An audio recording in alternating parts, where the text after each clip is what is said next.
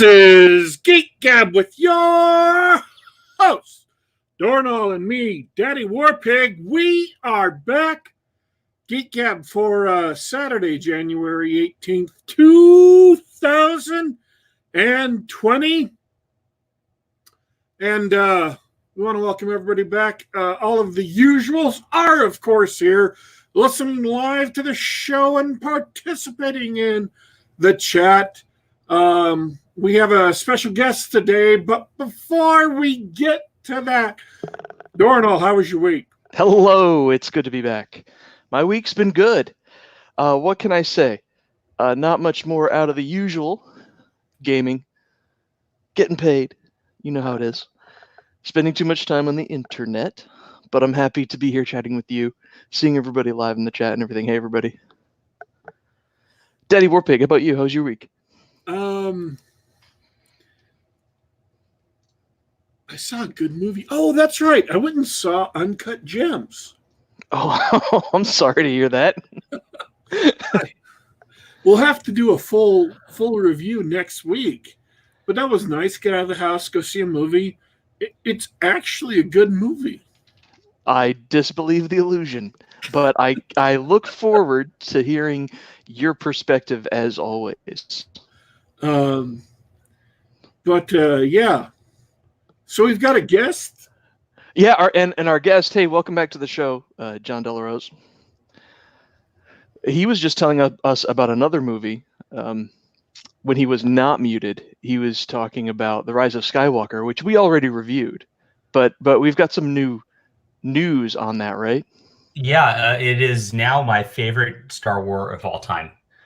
Your favorite Star Wars of all time. Even better than the first one, Empire.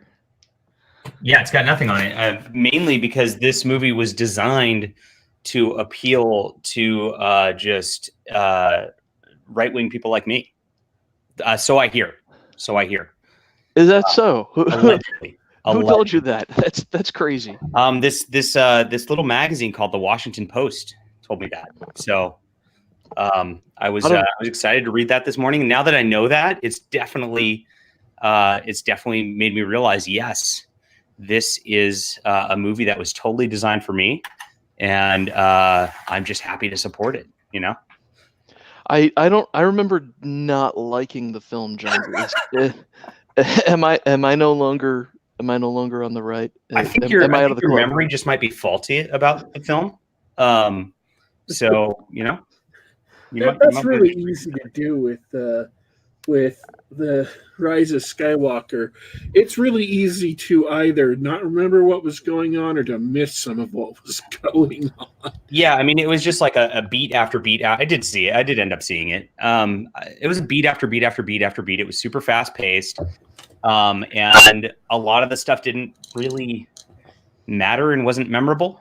But while, I mean, that said, honestly, while in it, it was enjoyable. I mean, it wasn't like I was bored. So, it was fine.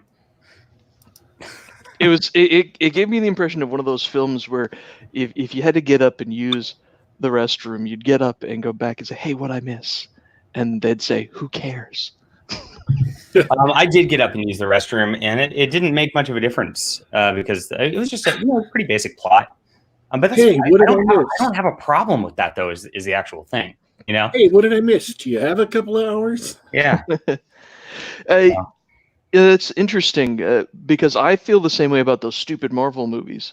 I mean, most of them were just fun popcorn flicks, and I've forgotten almost everything about them. I don't know. The Star Wars didn't give me that feeling. I liked the Zombie Emperor, and there were some cool lightning things, and people like Space Marines fighting on top of a spaceship hole in the atmosphere. Like, I enjoyed that. Yeah, sure, I guess. I mean, I'm a simple guy, all right. Hey, that said, obviously the Washington Post analysis is just like, what? what makes the Rise of Sky? I should bring up this article. Is it behind a paywall? I don't think John read it.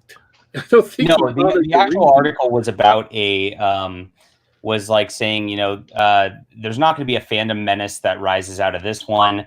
And it really didn't cater towards like, the left-wing politics like Last Jedi did. And so are we now going to make a group like the Fandom Menace to go harass Star Wars? No, we won't, because we're the left and we're better than that. That's the gist of the article. That's obnoxious. Just the description of that article is obnoxious. It hurts your brain. So, yeah. All right, I'm through with politics. That's way more politics. It's no fun. It's like, come on. Yeah. just watch a movie and enjoy it, or don't enjoy it. Just shut up. Right? Yeah, we don't have to dissect the cultural significance of every new pop culture movie that comes out, right, guys? Like, I do want to talk about this because I don't remember if we've had a chance to talk about it on the show. Did we talk about the Oscar nominations last week, or have they not come out yet? They hadn't come out yet. I want to talk about this because it's the funniest thing I've ever seen in the universe. What happened? So, the Joker movie got 11 nominations. Oh my gosh. But that's not the funniest part.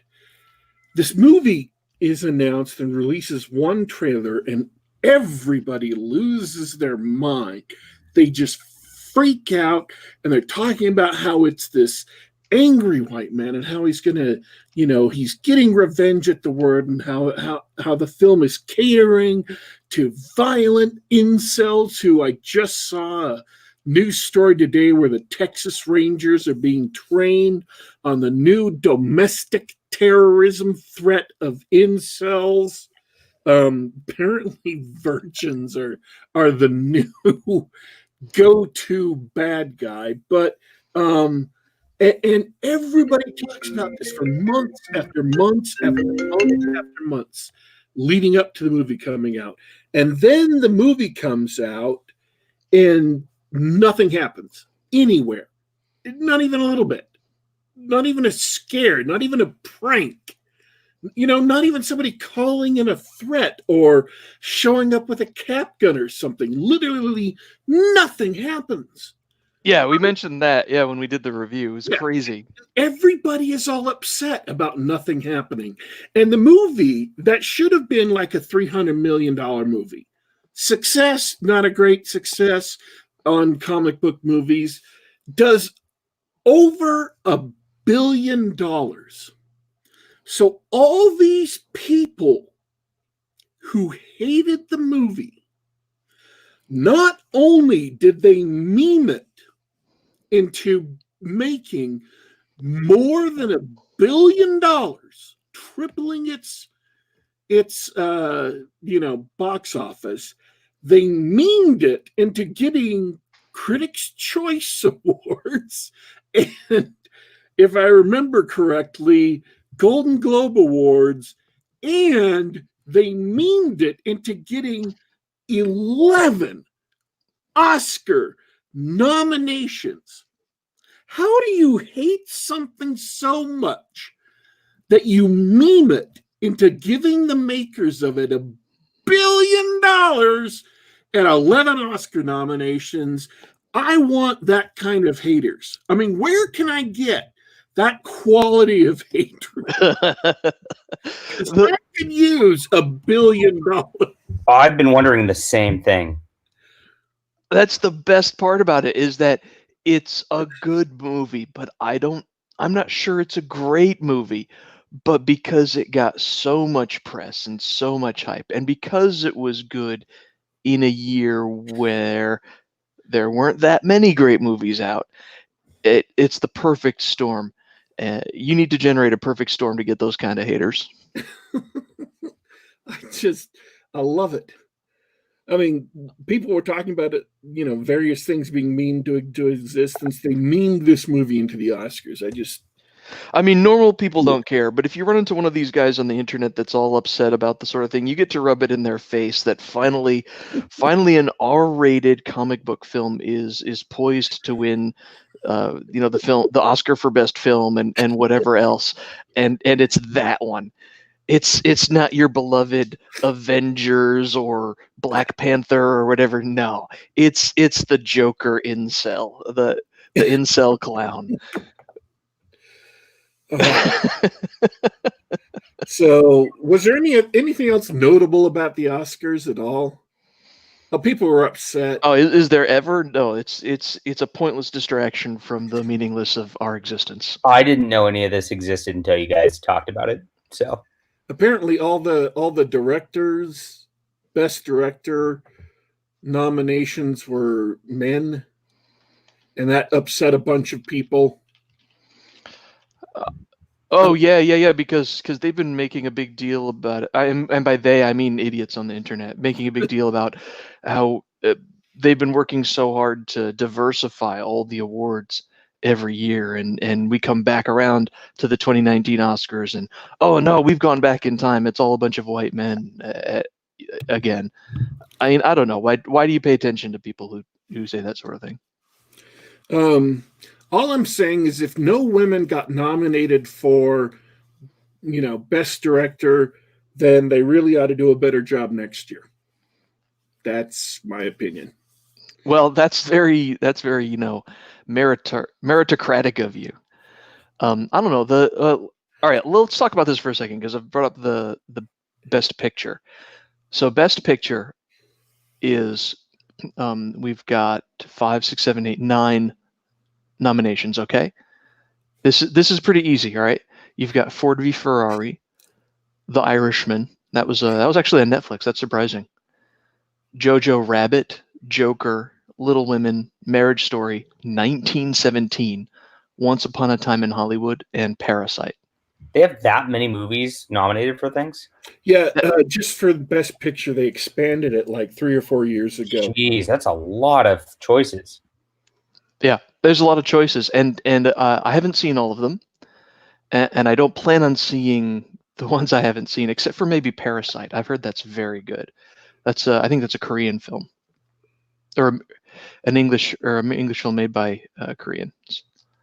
Anyway, but yeah, if those are the best films that came out of Hollywood last year, yeah, Joker's in that company. Think about that. Yeah. I Better than most. My personal favorite was Ford v Ferrari. I think I would give it to that. But I just saw 1917, and it was good, and I saw Joker, and it was good, right? Yeah. Like you said, you just got to do better next year. I mean, Little Women was directed by a woman. She just didn't win the best Oscar. She didn't get a best Oscar nomination or best director nomination. Oh, okay. So they're just complaining to complain. I don't think Little Women's going to win the best picture because I don't think it was the best picture from last year. Oh, and it has to be Joker at this point. Remember the reality we live in. How is this timeline even real? Oh, man. Seriously. No, the Chicago Cubs broke the seal. The Cubs won the World Series. That was in it, huh? That was Yeah. the whole divergence in the reality timeline into our whatever matrix we're in now. Yeah. Huh. That's exactly it. Whether it was the cause, it was definitely the focus point. Whatever diverged the timeline, that's where it started. I prefer to think that it was something small that nobody noticed, and the first real big event that you could have clued in on it was that. That's like the first time the small errors compounded into something really big enough that everybody could point to and say, "Oh crap!" Was it the Hadron Collider? Some butterfly effect from the Hadron Collider? I don't know. All right. I've got my own theory, but I don't want to talk about it on the show. All right, let's stick with the fun then. Movies suck. Hollywood is terrible. Hollywood is so bad that Joker is nominated for Best Picture. Let's leave it at that. Awesome. I want to know more about John De La Rosa's new hotness. Because you've been ranting and raving about your new #1 best-selling comic, and since I don't read or buy comics, with one exception, I'll tell you later. With one exception, I don't read and buy comics. So I'd like to know more about this. He has a surprisingly large Archie Comics collection. I could see that. I actually went and read. They put out these like best of Archie from various decades, and I read best of Archie from the 1940s a couple months ago, and it was really good. I really enjoyed it. Like, just fun character drama. Archie and the gang getting into just like absurd situations where he's got like a jalopy car and it breaks down in the middle of the road and he's got to get to the dance and things like that. And they just like put fun humor situations into all of it, and it was refreshing. It was uplifting and enjoyable. So. I, on the other hand, bought Archie the War, the 5-issue series where Archie goes off and fights in World War II. Oh, really? Are you serious? They did that? Yeah, they've been doing like all this quote unquote mature Archie stuff, like, for longer than we've been alive. That's amazing. I don't think so. I think it's been for like the last 15 years or so they've done it.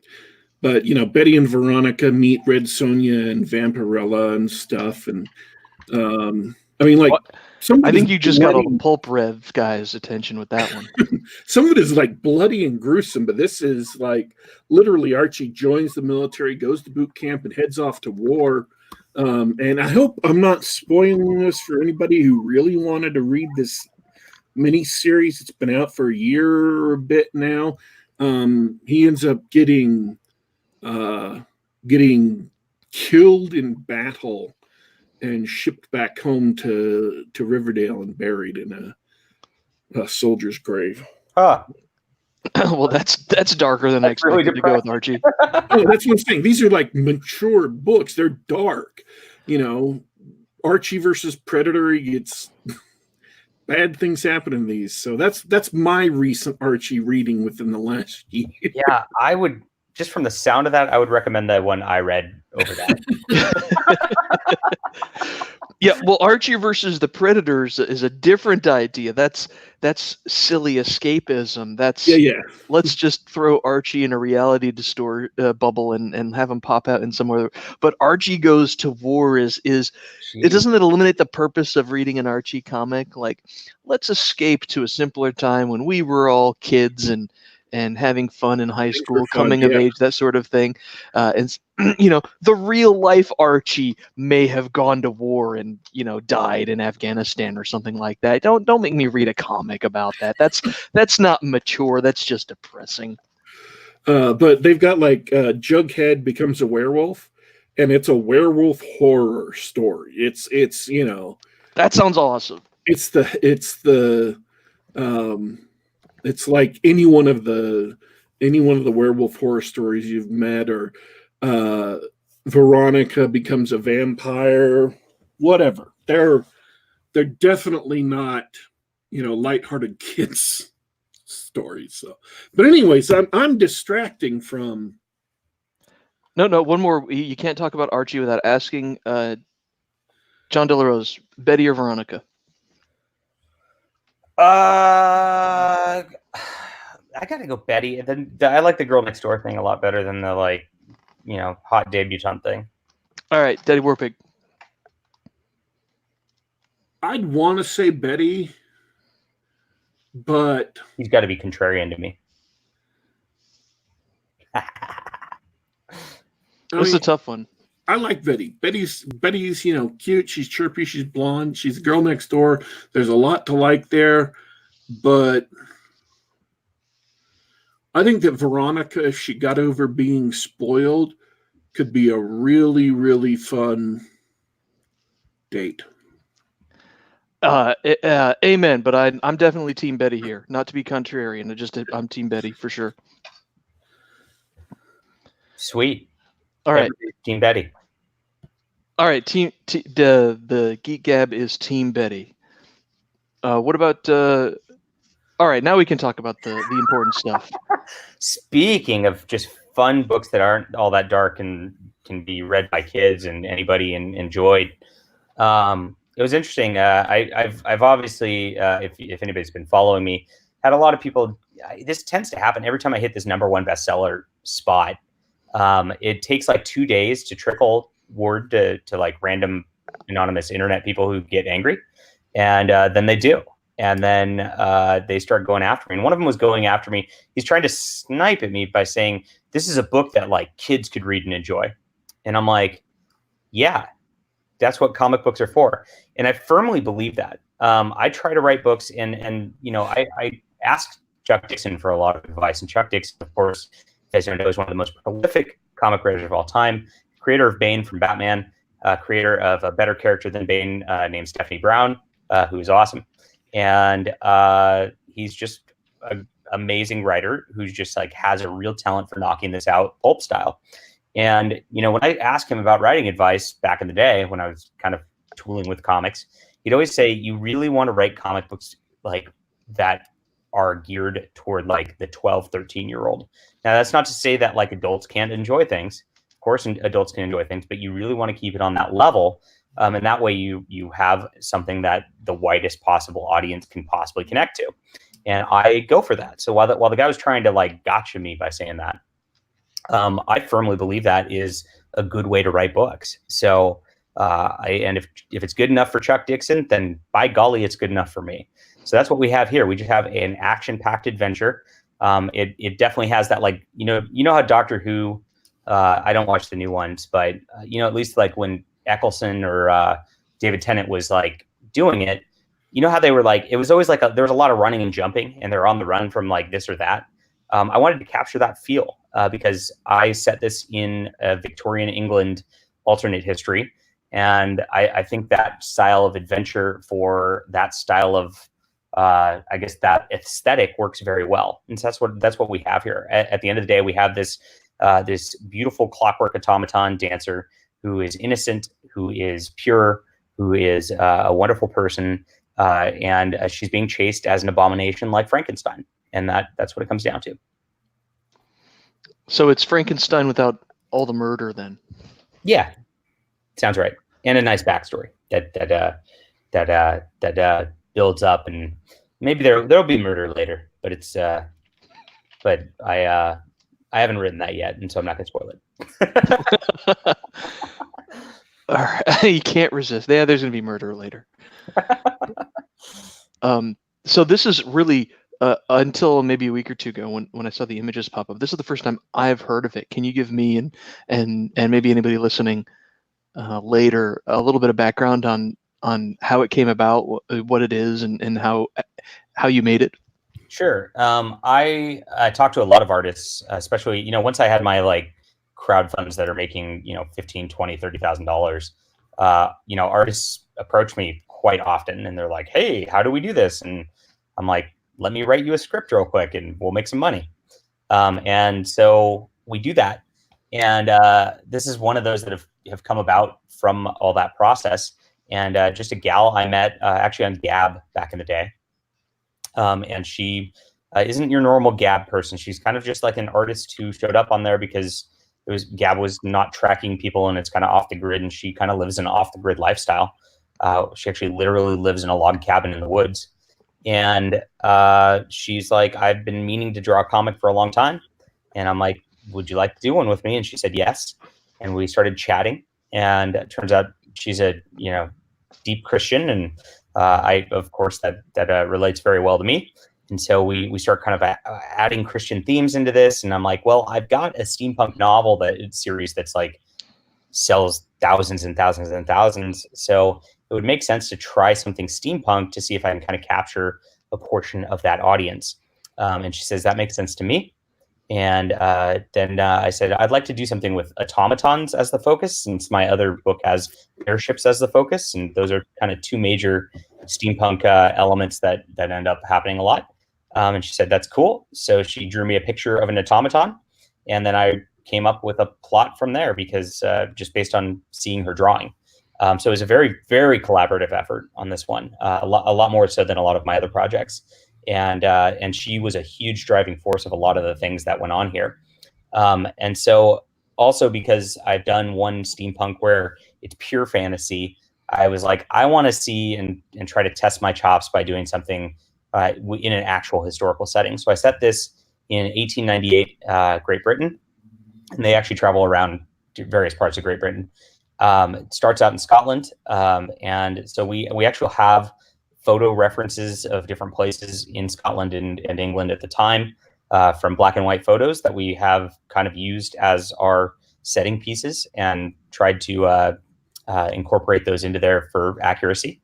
And yeah, it was fun. The coolest part about this, though, is I was like, I was looking into like secret agents and things like that because I've been reading James Bond and into that lately. And so I was like, when did MI6 start? And I looked at MI6 starting, and it was a little too late for this. But there was a precursor to it, which is Queen Victoria's Secret Service, of all things. And so she sent her Secret Service agents around kind of in that capacity in the late 1800s. And I was like, wow, that's cool. So I incorporated that into this also. That's a great story, actually. I want to know more about this artist. Is she? I see she's got a web presence. On the stream, I've got her blog, Mary MacArthur. Yeah. That is her name. Mary MacArthur. Mm-hmm. And yeah, her blog was called Snowflake Clockwork to begin with. And this is she's had her blog. You can tell it's an older website, so it's before Snowflake had the snowflake connotation. Sure. And just meaning it as something beautiful in nature that, you know, really highlights God's creation, right? And she's been into clockwork and stuff like that. She has a lot of religious imagery and things like that before. So definitely somebody who would connect well with what I'm doing. And yeah, she's draws commissions for people. She drew a coloring book of the saints, as you can see right here, for children who want to, you know, learn about church history and get some coloring in. And this is her first comic book. She's always wanted to do a comic book, and she came on board here, and we got it out. It's pretty cool. Oh, that's great to hear. Is she? I wish she could jump on, but I don't know if she has StreamYard access. I got her on my stream on Wednesday when I came out with the book, because I saw she ended up in the chat because she saw I was talking about it, and I was like, "Can you come on?" And I was able to get her on. So if you schedule it with her, I'm sure she'd love to come talk art and stuff. Oh, cool. Yeah. Well, that's a really cool story. Just meeting up with her and putting it together like that. Isn't that cool? Yeah, it's just it's one of those things. I'll talk a lot about this process. I've worked with a lot of artists, obviously, at this point. I've got, you know, all these short pieces I come out with on my Patreon now with various artists. I've got Dynamite Thor. I've got Flying Sparks. I've got the Ember War. What else do I got? I got the AI Wars, which is another comic I've got done. I've got the Cosmic Warrior, which is another comic I've got done. So I've got all these artists. And what I've found all over the map is that when I've had collaborative processes, a lot of the times those have failed out the gate. Like I'd do my scripting work, and then the artist would kind of like do 2 or 3 pages and then just dip out. And I find that happens a lot. Like a lot of artists don't realize how long of an effort it takes to make a comic. I mean, this is we literally worked on this comic for a year, and I didn't talk about it much which is why you don't know about it, because I've been in these collaborative situations before, and they just like so often don't work out that I don't want to like hype something and then have it not happen, right? And so I kind of waited till it was done until I hyped it, and then of course, you know, the way that the pulp Amazon medium works now, once it's done, you can release it right away, right? And so it's kind of a neat thing. So this is the first collaboration I've ever had work out. All the others that like I've been able to get 2, 3, 4 issues out of have all been paid artists up front, which makes it really hard, you know, to do a book, because, you know, the costs end up being about $10,000 for a graphic novel or more. And, you know, I can only fund heroes at a time. Yeah, really. Wow. Yeah. You're like, well, even if you have that kind of money sitting around, it's like, well, I could either do that or finish my kitchen remodel. Right. which is also what I'm doing right now. It's a weird situation for me. I was telling somebody, I'm like, this is the first time in a few years I've been like out of money. And I like can't commission new comic art. I can't get things going. I need a crowdfund pretty badly at this point. But I was opting not to crowdfund this because again, like I find graphic novels as a whole are better for crowdfunding than single issues. And so, and this taking a year for one single issue, I just wanted to get it out there so she could, because Mary's actually splitting the profits with this 50-50 with me on this. So I wanted to get her some revenue right away and build a little hype for this as she's doing it. So it continues to be exciting for her. That's awesome. Plus, it's an unusual type of comic. It's not like a superhero comic or a heroic war comic or something like that. This is something new. So it'd be tough to crowdfund something like that, right? Yeah, it's a very different thing. Now, what's interesting is in the indie comic market, actually superheroes traditionally don't do all that well. And it's because Marvel and DC really flood the market. So anybody who's buying superheroes for the most part is just buying the superheroes from there. But that said, my niche of the crowdfund market, whatever you want to call it these days, is all about superheroes. So it's like, that's what they buy. So this is definitely trying something different, experimenting with different genres, trying to get into the broad general audience appeal rather than just sort of my niche, and expand the readership, of course. Have you seen any crossover from your steampunk fans? Oh yeah, for sure. Like you said you went for it, and I don't know. Yeah, totally went for it. They came in. What's interesting is I totally forgot to email my mailing list and my crowdfund backers of my books that this was out, and I just did that this morning. So I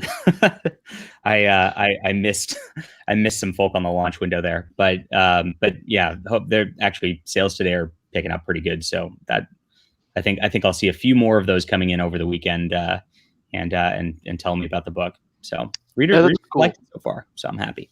Yeah, I remember deleting those emails. Yeah. Yeah, good. So when you delete those emails, by the way, here's a big thing for author algorithm stuff. When you are subscribed to an email list, I don't care about the Kickstarter one so much, but like the actual email list proper, Google marks things as spam or promotions or whatever based on how many people they see deleting or opening things. So even if you're not all that interested or don't, maybe you already know about whatever's going on, just click open on the author emails you're subscribed to, because it helps. It helps. Oh, that's a good tip. Yeah. So don't delete it without looking at it first. Yes, please. Oh, very good. Yeah. I see. This is why I love having you on, because the comics and everything is cool, but all the inside baseball stuff that just sort of comes out of the margins, that's the good stuff. Every one of these systems, like all from mailing lists to Kickstarter to Indiegogo to Amazon to even Twitter and Facebook, all have like these like absurd algorithms to how they show things to people. And it's the same thing. Like, I mean, on Twitter, they've kind of started hiding outside links, for example. So if I link my book on Amazon and it doesn't get a lot of likes, they start hiding that link more from people's feed. And this is what Facebook's done for a long time. So Facebook, everybody knows that like Facebook, if you put an outside link on Facebook, like they just like destroy that post in their algorithm so nobody sees it. And then they want you to go on your profile and hit boost so that people actually see it. It's a scam for them to make money. Twitter doesn't have the boost feature, but they do deprioritize that stuff. So the more you engage with stuff like I said, emails with the spam filter, Facebook posts, just like hit like on every author post of these sort of things you see, or leave a comment, even if it's just like looks good. It helps these algorithms, and then what that does is trains these websites that this is not spam, and it helps their future posts. Holy cow! I know it's a lot of work, and unfortunately, I know how all of it works now so deeply. Like I've really analyzed the crap out of this stuff, so it's annoying. Well, what we're going to do is we're going to check in with you next year for a business report to see how all that knowledge has worked out for you. I don't think I'm the best at like optimizing it because I still spam my links all the time. But I know what I need to do to optimize social media. I just I don't know. I haven't had the willingness to do it because I want to have fun too. You know? I mean, is there a point really? Social media, like other authors we've talked to, said that they barely drive any sales at all out of social media. They're totally wrong. So with Kickstarter actually allows you to put different trackers for where you post different links. So I found that out of my $15,000 Kickstarter last year, my last one, about $3,000 of that came directly from Twitter. So about 1/5 of my revenue comes from Twitter as it follows from that. Wow. Yeah. So definitely you have to be careful. You have to do it right though. Right. And I have strategies for doing it right. I just haven't used them.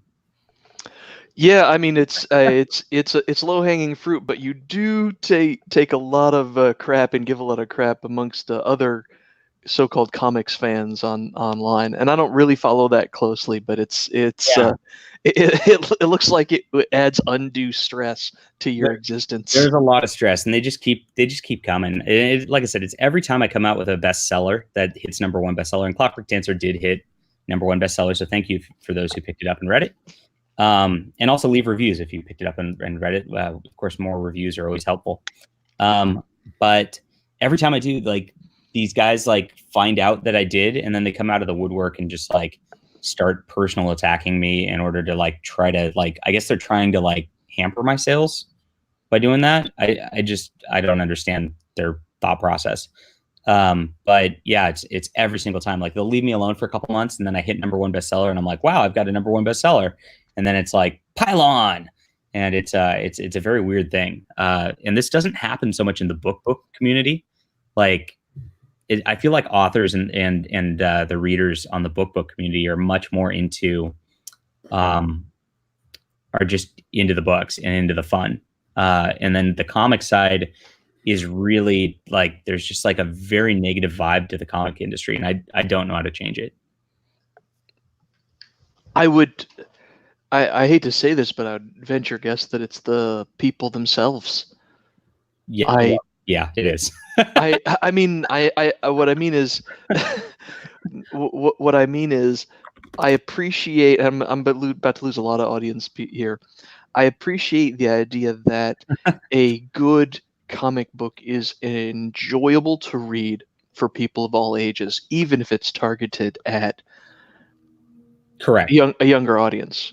Correct.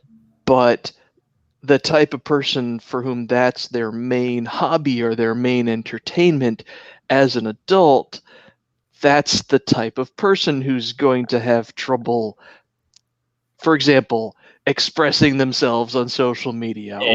It's very true. And I found just one of the ones arguing with me today. Like I said, he was trying to knock me on this whole, saying it's geared towards kids. And I'm like, look, yes, it is geared towards kids. It's the comic book medium. If you want a more in-depth story that, has, a little, just a lot more depth to it and all that, like that's more geared towards adults, read my novels, because I write my novels more towards that because, it's a different medium. And of course, they come back with like, are you saying comic book people are immature? And it's like, and yes, I lose audience saying this stuff sometimes, but it's like, it's true. So it's like, I don't want to lie to people. But yes, I mean, in general, comic book audience is more mature. It is absolutely true. Same with the people who are like so into the Star Wars that they like can't let it go as like a 40-year-old, right? Yeah. I mean, I don't know. When I walk around and I see most 40-year-olds who are like mature with children and things like that, like, that's not a concern of theirs, right? Yeah, you make a really good point. Like, we even ID'd the type. I don't know how old is Clerks and Mallrats, right? I heard someone talking to I know I'm rambling. I heard someone talking today. I overheard a conversation where someone made some funny quip about the characters in the latest Star Wars movie. And I was reminded of that by what you just said, because it's like those old Kevin Smith films or something like that, where people sit around making jokes about a kiss in Star Wars being incestual or something like that, right? Or their wild theories about, well, if so and so is her father, and then so and so, right? And you realize that that's not really interesting or important. And why do we have a whole class of 40-ish people, 40-ish men, really, who are into that, that occupies a great deal of their mental. Big bummer. I missed that. Could you repeat that, please? I said I could get into the societal implications of why it happened, etc. But it's a big bummer, and I'd rather just keep things happy here. Hey, that's right. All fun here. We are nothing but fun here. We're just scratching the surface. We all know that there's something going on, but that's okay. We're just here for fun. Yeah. And that, at the end of the day, it's okay to have fun. And I did make a mistake because I actually went hard on the Star Wars fans, I think, whenever the Rise of the Skywalker was coming out. And I was really putting them on blast. Like, if you guys hate this movie, like, why? Like, why are you going and seeing it opening night? Why are you, like, just ranting about it constantly? Why are you still on it? And while that's true, of me, at the same time, like, it's not my job to police their fun either. So I probably shouldn't have done that. Yeah, maybe not. Maybe you come off as a scold when you do something like that. Yeah, wagging your finger. It's we're not going to help anybody by complaining about it or wagging our fingers on Twitter. It's the same thing. Like, if I'm saying they're not helping anybody or changing the movie by complaining or wagging their fingers about the movie, like, my doing so to them is kind of the same thing at the end of the day. And so, yeah, shouldn't have done that. Oh well. Oh well. I learned that valuable lesson a few years ago, when emotions were heightened, as you may say, in 2015, 2016, and when I realized, oh wow, I'm being one of those guys who maybe gets upset at something and gets on social media and complains about it, where I'll be frustrated with something happening somewhere else in the world and just use social media as a way to vent my frustration. Wait, I'm being one of those guys. There's no reason for this. It's not helping. It's not helping anybody. The catharsis I get is not worth it. Yeah, and it's really not catharsis. You just get angrier and angrier and angrier, and you get into a cycle where you just, like, get mad, right? And that's what Twitter is frankly designed to get people to do, because that anger addicts them to the website, right? So I get it. It's easy to fall into that trap. But at the end of the day, we win and we push things forward by creating, by promoting what we love, by trying new interesting things, by innovating, and that's the way forward. And I'm human, so I'll lose sight of that from time to time, but that's the model I want going forward for sure. Hey, I appreciate that, and you just reminded me, we're starting a new tradition on the Geek Gab right now, and this is give credit to the Bone Bat show for this one. What I want to know, John, is what is it that you love, or what do you love? What do I love? Because here on the Geek Gab we talk about what we love. I love Clockwork Dancer. Buy it now. No, but I got a shell.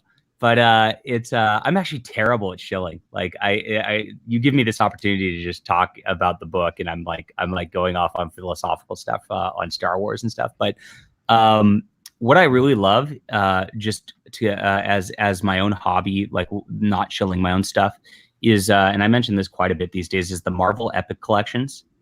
And basically they've reprinted a lot of the Marvel Universe stuff from 1963 through about 1993.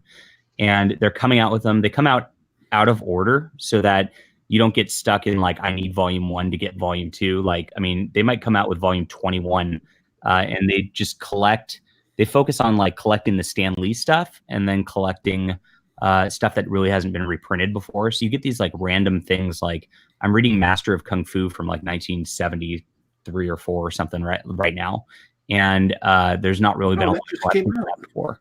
And they're coming out with a movie of it. And it's just sick. It's just good stuff. And I'm reading, like every time I go back into the 60s and 70s stuff, like before it became like a movie property, it's just, the stories are gold. They're just so much fun. And each single issue tells its own story. I try to emulate a lot of that in my own writing, but I also just enjoy it from a reader perspective. And I'm actually to the point where they've come out with like 150 books of them because the Marvel Universe is huge at this point, but I've got all of them except for 6 now. So, wow. Yeah. What about you, Danny Warpig? What do you love? I love a lot of things. I'm serious. That's not a slipshod answer. That's not a shallow answer. In fact, you can learn an awful lot about my character and my personality by realizing,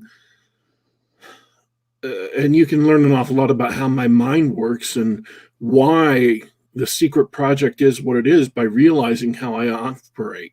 I love heavy metal and rap and pop and power pop and a whole bunch of other music genres, but I tend to only like 1 or 2 bands in each genre and not everything in that genre. Or I tend to love 1 or 2 bands a lot and then just singles from the rest of them.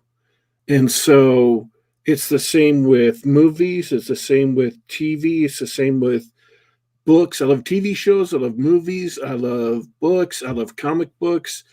But only a few of them do I do real deep dives on, and the rest of them I pick the hits. And so I love a lot of things.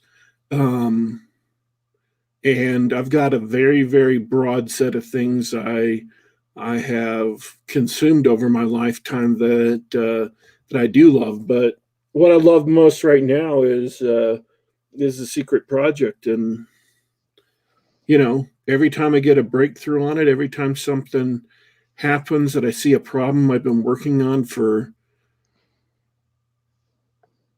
you know, just so long that it seems impossible. Yeah, I love having a breakthrough, and I love seeing something that is perfectly designed for what it needed to be, that I finally got put together. I mean, I just solved something I've been working on for 27 years. I've been pounding my head against something, and I just put it together. I mean, you cannot believe how good that feels to have compulsion to put something together and to finally have it, you know, unfold, to finally see your way to the center of it. And there had to be a bunch of other solutions I came up with first, but man, so good. That sounds profoundly satisfying. Yep. I'm going to cop out. I love doing this show, at least today. This is awesome. Sweet. Yeah, we have good discussions. It's fun. Daddy Warpig, do you have any questions for John? I did have a question for John. You're on Kindle on the Amazon. Why aren't you on Comixology? They're owned by Amazon. Why don't comics that get put on Amazon automatically get added to Comixology? Great question. Comixology is its own thing and with its own accounts to set up. And I just started self-publishing my stuff in December. So I took Flying Sparks, which is my crowdfund stuff, which has been up, and I've been taking it and putting it out as individual issues on my own now. And Castalia House or Archaven really wasn't interested in pursuing Comixology when they were doing their publishing thing. They were trying to focus everything towards Amazon and what they do with their regular book markets. So I actually have now started to try to put those up on Amazon, or on Comixology rather. And I set it up. I set up my account, got it all going in December, gave them Flying Sparks issues number 1 and 2 and 0. And they take 3, 4, 5 months to process things to get books up for indie creators. So while Marvel and DC can get their books up immediately and get special treatment, my books will be up there. It's just I don't know when it's going to happen. That sounds awful. Yeah, it does. Yeah, and somebody was telling me the other day, and I like to repeat this now. It's Amazon is the best technology that 1996 has to offer. And it sounds like there's a manual process there. There's no reason that they have to make you wait unless there's a manual process, and they only have so much manpower and they can prioritize. Yeah, it's their panel viewer thing. They actually handle that themselves with Comixology to, like, you know how you can like zoom in on a single panel and push it through. In Kindle, they actually have a Kindle comic creator, and you can do it yourself. And so, oops, that's my kid. Sorry. And so Kindle, you can do it yourself. It takes me about 30 minutes to an hour to do an issue, to format it. But I imagine they're bombarded, of course, and they don't let you do it yourself on Comixology for whatever reason. I have no idea why. So they have to format it all, and that is the holdup. Well, the reason why Comixology has to format it all themselves is because they have a specific format for small screens. That's how they got started, and that's why I downloaded their app when I first got my very first iPhone. They had a patented method for displaying comics on a phone, because phone screens are very, very small. And this is back in like 1990, it's back in like 2000. You did that. That was you with your 1996 comment. That was all your fault, Arroz. This is back in 2008, 2009. You can really only display on a phone maybe one panel. You can't display a whole page because you can't see that. Which Kindle allows also, right? And that's the Kindle panel viewer, which I do set up. So I don't know what's the difference between Kindle and Comixology at this point, but Comixology just doesn't have a program for you to set it all up still. But Comixology, what they did was they had a way of animating the transitions from panel to panel to where it would add a bit of swerve, a bit of interest, a bit of, almost like a motion comic, but not as interruptive, not as active, to where it made it more interesting when you moved from panel to panel, and you could focus on one panel and magnify it and read it. And this is before the Kindle had been released yet, before the Kindle existed. And this is when phones are really, really small. And, they're a lot bigger today, but you still have to have this kind of thing. So they've got it set up to where it has to be manually reviewed, and their people animate it. Now, I don't know, and actually the way they do it is they physically chop up each page of pictures into a series of individual images and then animate between those transitions between those images. I have seen inside those files, and they're actually a series of stills, of cut apart stills from the page. So I don't know if it is necessary that their people do it I'm not saying that it's necessary, but I'm saying that's why they do it that way. And it may be that they did need to do it originally 12 years ago, but people have gotten more savvy now and they know how to do it now, and they don't need to do it now. It's just that Comixology hasn't moved with the times and let indie people do it themselves. I guess it keeps the quality of a certain level, because you can screw up the panel view in Kindle. It's actually very easy for you to do, especially if it's your first time and you don't know what you're doing.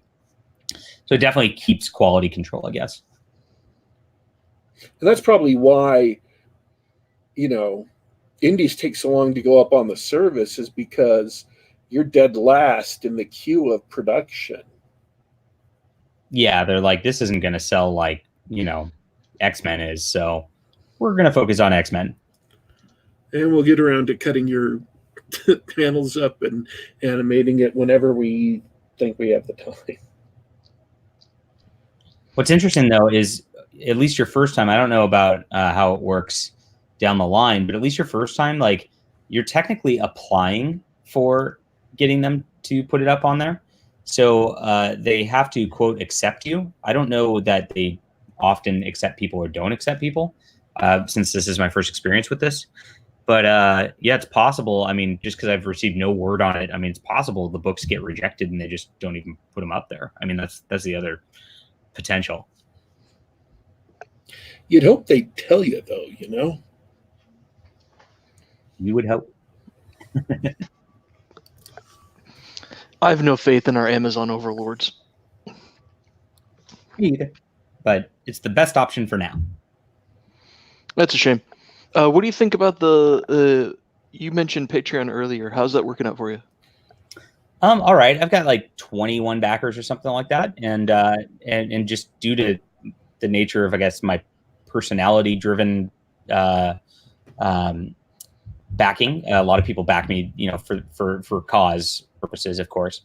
They tend to back at high levels, so it actually helps me pretty good. I try to produce as much extra content for them per month as I just physically can.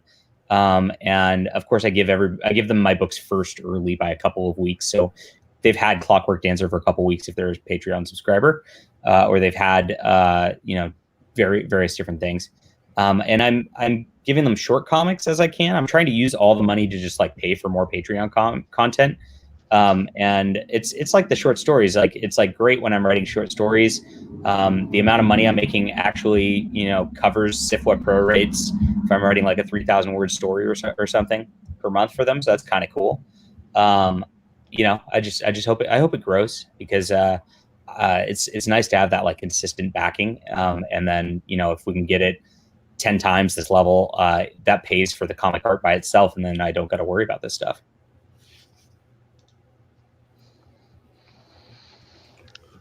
We are. Go ahead. I was just going to say, we're running right out of time.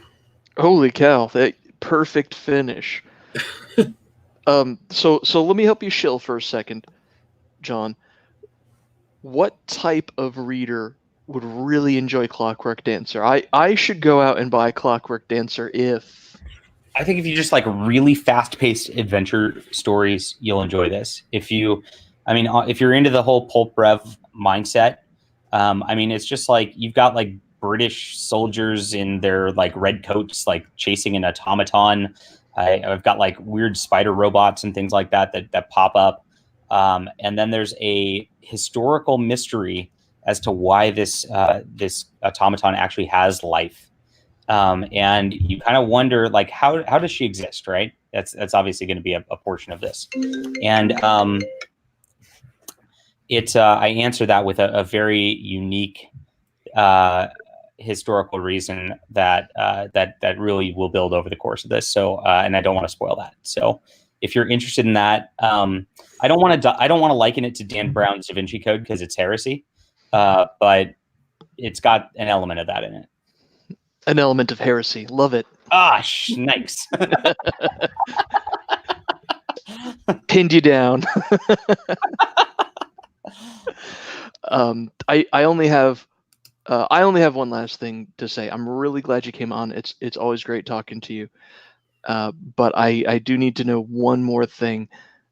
Do you really think your Bang Bang Niner gang's gonna handle the pack this weekend? Oh, no problem. I'm worried about the Super Bowl. I think the AFC teams are a lot stronger than the NFC teams in general. I'm It's been a actually while.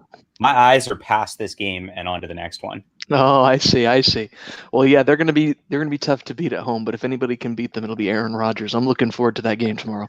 He's got no good receivers. It's going to be a very similar situation to what you saw with Tom Brady versus the Titans. Like, they're just not going to be able to convert against the Niners defense.